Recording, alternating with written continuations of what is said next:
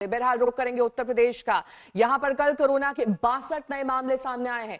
UP के corona hotspot में Agra top पर है। राहत की बात यह है कि दिल्ली से सटे नोएडा में कल कोई केस सामने ही नहीं आया।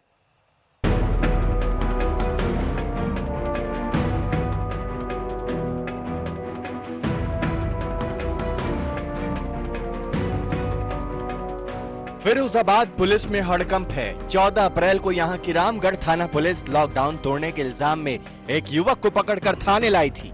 युवक की अब कोरोना रिपोर्ट आई है, वो पॉजिटिव निकला। इसके बाद रामगढ़ थाने के एसएचओ और 26 अन्य पुलिस कर्मियों को फौरन क्वारंटीन कर दिया गया। 14 तारीख को एक मुलजिम की गिरफ्तारी की गई थी और लॉकडाउन तोड़ने के आरोप में। ये मुलजिम बाद में पॉजिटिव पाया गया।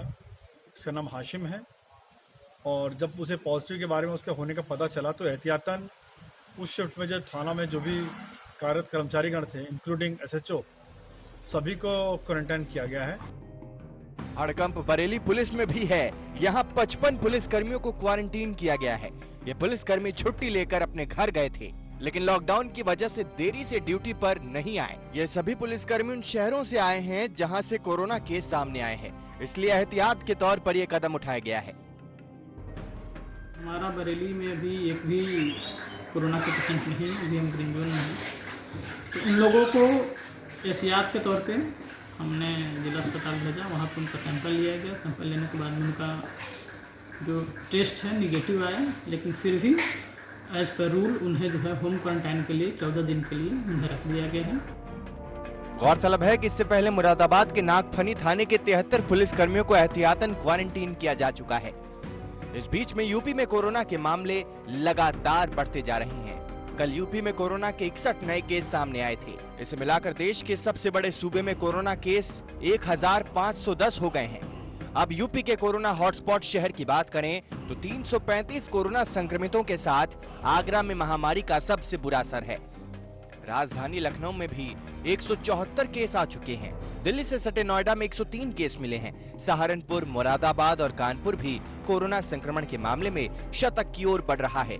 दिल्ली से सटे गाजियाबाद में कल 4 नए मरीज सामने आए हैं, जिससे यहाँ कुल केस 48 से बढ़कर 52 हो गए। गौतम बुद्ध नगर यानी नोएडा से अच्छी बात यह है कि यहाँ से कोई नया केस नहीं आया है। फिरोजाबाद से सुधीर शर्मा और बरेली से कृष्ण राज के साथ कुमार अभिषेक, लखनऊ, आज तक। देश में लॉकडाउन की स्थिति है, सब कुछ ठप है, कई की कमाई का जरिया खत्म हो चुका है। ऐसे में सरकार के लिए चुनौती एक तरफ कोरोना संकट से निपटने की है और दूसरी तरफ लोगों को राहत पहुंचाने की। आज वित्त मंत्री निर्मला सीतारमण के साथ वित्तीय राहत पैकेज को लेकर प्रधानमंत्री अहम बैठक करने वाले हैं। सूत्रों के मुताबिक इस बैठक का एजेंडा वित्तीय रिलीफ पैकेज को अंतिम स्वरूप देना है। आज तक को सूत्रों से मिली जानकारी के मुताबिक इस बार का पैकेज मार्च में घोषित 1,70,000 करोड़ के पैकेज से बड़ा होगा। इस बारे में आगे स्थिति साफ होगी, लेकिन इस वक्त जितेंद्र बहादुर सिंह हमारे संवाददाता तमाम जानकारी के साथ हमारे साथ जुड़ गए हैं। जितेंद्र, मीटिंग शुरू हो चुकी है या फिर कब इसका वक्त तय किया गया है और क्या माना जा रहा है जो राहत पैकेज 2 है इसका इसकी जो रकम होगी वो पहले राहत पैकेज से ज्यादा होगी? देखिए नेहा, ये बैठक जो है वो बहुत ही महत्वपूर्ण है, क्योंकि जिस तरीके से कोरोना संक्रमण की वजह से देश की अर्थव्यवस्था काफी खराब हुई है, उसके चलते जो लोग काम करने वाले हैं, मजदूर हैं या फिर किसान हैं या फिर इंडस्ट्रीज से जुड़े हुए लोग हैं, उनको काफी इस वक्त परेशानी हो रही है।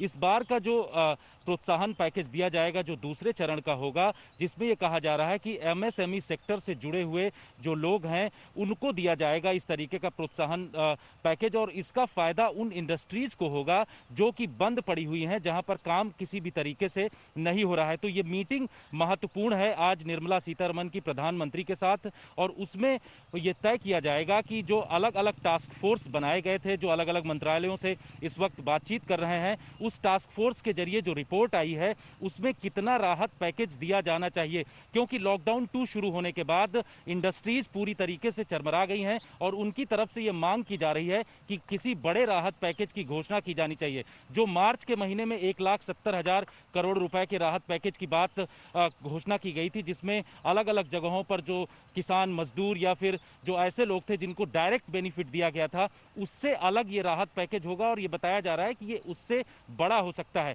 तो आज की बैठक काफी महत्वपूर्ण है। इससे पहले सोमवार को भी वित्त मंत्री ने प्रधानमंत्री के साथ बैठक की थी। अब ये बैठक दूसरी बैठक है और इसमें वो तमाम खाका खींच लिया जाएगा कि कितना राहत पैकेज दिया जाएगा।